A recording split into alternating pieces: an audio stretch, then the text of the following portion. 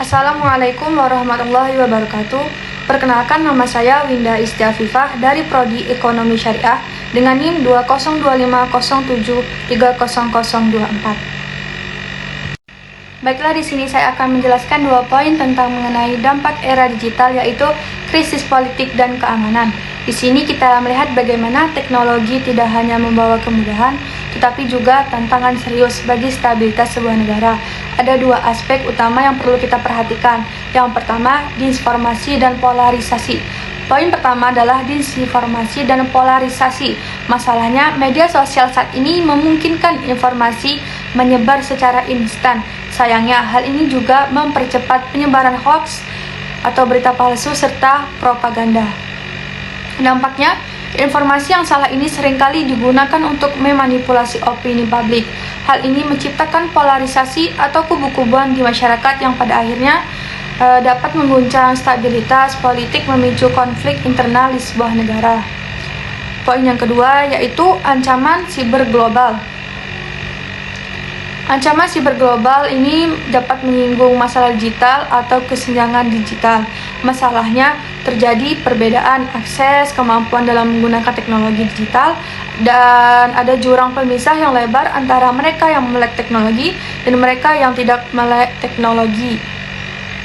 Nampaknya, kesenjangan ini menciptakan kerentanan mereka yang tidak memahami keamanan digital lebih mudah menjadi korban serangan siber atau manipulasi data. Secara global, ketidaksiapan infrastruktur digital secara kelompok atau negara dapat menjadi pintu masuk bagi ancaman keamanan yang lebih besar. Kesimpulannya, teknologi adalah pedang bermata dua. Jika tidak dikelola dengan regulasi yang kuat dan literasi digital yang baik, teknologi dapat menjadi alat yang mengancam kedaulatan serta keamanan nasional kita. Sekian dari saya. Terima kasih.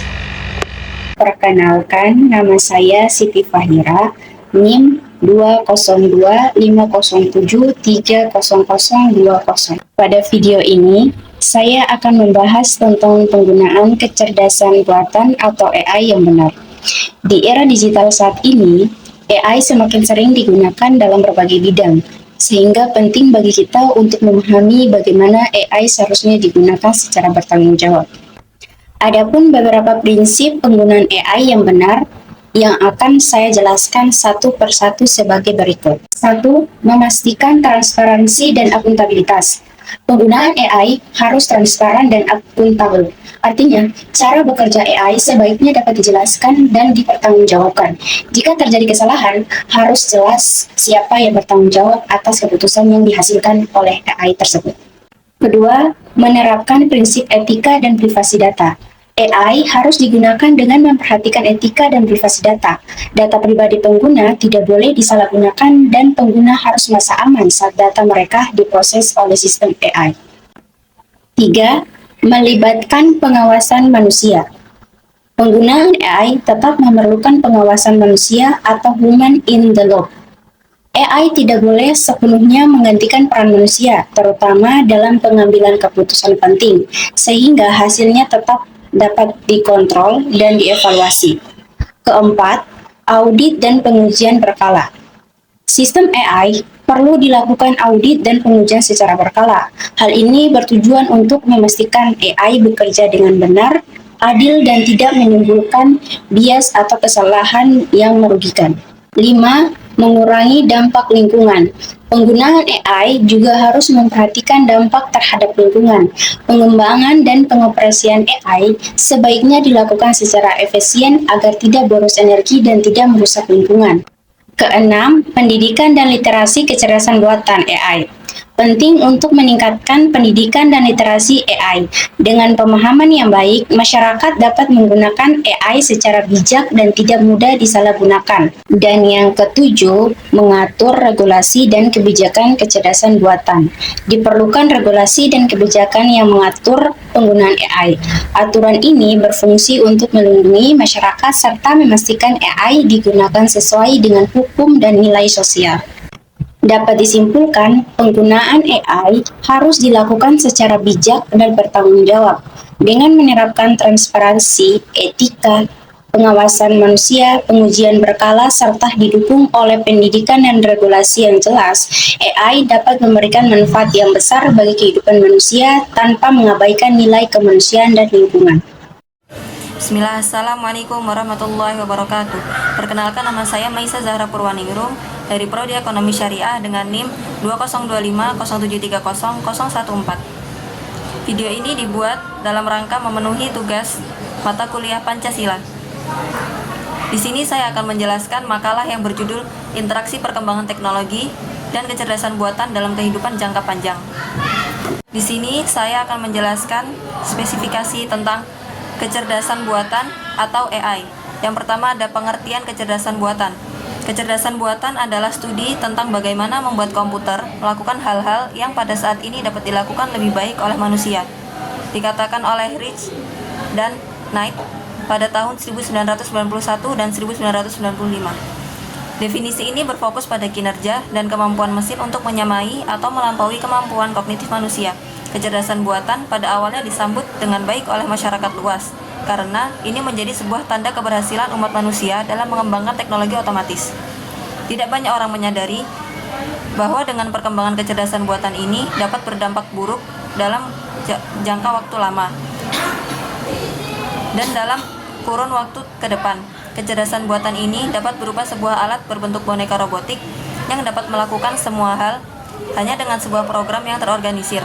Dengan program ini pastinya menyebabkan perubahan yang signifikan dalam tatanan masyarakat, khususnya dalam dunia kerja. Kecerdasan buatan dalam perkembangan harus dilakukan secara pelan, teratur, dan penuh perhitungan, karena tanpa beberapa aspek tersebut kecerdasan buatan akan memicu terjadinya krisis global. Selanjutnya ada dampak perkembangan kecerdasan buatan. Terdapat berbagai dampak yang dikarenakan perkembangan kecerdasan buatan. Dampak yang ditimbulkan karena kecerdasan sebagai berikut.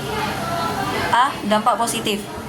Dampak positif yang paling diperhitungkan bagi para pengembangan kecerdasan buatan adalah dampak positif dari perkembangan kecerdasan buatan tersebut. Dampak positif perkembangan kecerdasan buatan sebagai berikut. Yang pertama, otomatisasi pekerjaan dan peningkatan produktivitas. Yang kedua, peningkatan layanan kesehatan. Yang ketiga, personalisasi layanan digital. Yang keempat, meningkatkan keamanan siber dan deteksi ancaman. Dan yang terakhir adalah mempermudah mobilitas dan transportasi. Yang B, dampak negatif. Terdapat dampak yang harus menjadi tolak ukur dalam mengembangkan dan menciptakan sesuatu. Begitu juga dalam mengembangkan kecerdasan buatan, yaitu dalam mengurangi kemungkinan yang akan terjadi dalam artian negatif. Dampak ini akan terus berlanjut bersama dengan berjalannya waktu, sehingga apabila dampak negatif ini tidak diperhatikan dengan seksama, akan mengakibatkan suatu kejadian atau keadaan yang akan merugikan umat manusia. Berikut dampak yang dihasilkan dari pengaruh perkembangan kecerdasan buatan. Yang pertama, pengurangan lapangan kerja. Yang kedua, ketergantungan teknologi yang berlebihan. 3. Ancaman privasi dan penyalahgunaan data. 4. Bias algoritma dan ketidakadilan. Dan yang terakhir adalah risiko keamanan cyber dan penyalahgunaan teknologi. Sekian dari saya, terima kasih atas waktunya. Assalamualaikum warahmatullahi wabarakatuh. Assalamualaikum warahmatullahi wabarakatuh. Perkenalkan, nama saya Mukhtaris Cahyadi, NIM 20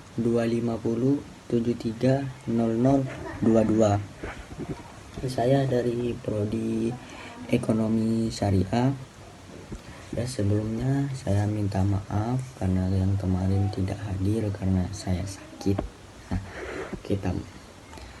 Saya di sini ingin mempresentasikan yang kemarin nggak masuk atau nggak hadir. Sini saya mempresentasikan tentang krisis dan politik keamanan. Yang pertama, diinformasi dan polarisasi media.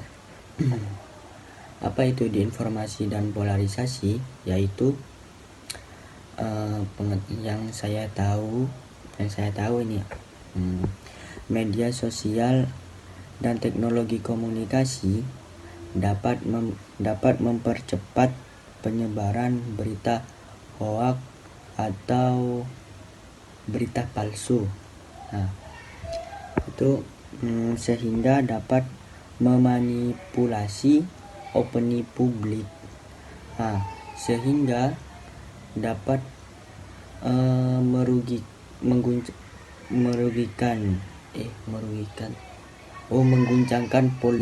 mengguncangkan stabilitas politik sebuah negara. Gitu. Yang pertama cuman ya itu aja yang saya tahu, mohon maaf. Terus yang kedua, ancaman yang kedua itu ancaman cyber global.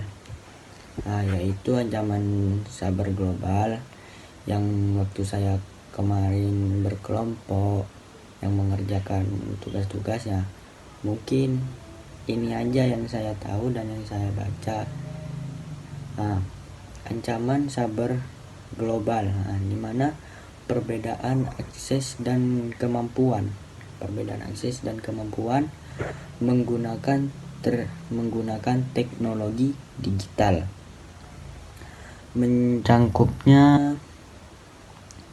menggunakan teknologi digital menciptakan jurang yang semakin lebar antara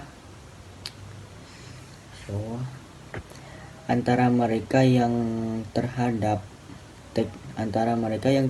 teknologi maupun yang tidak. Cukup sekian dari saya.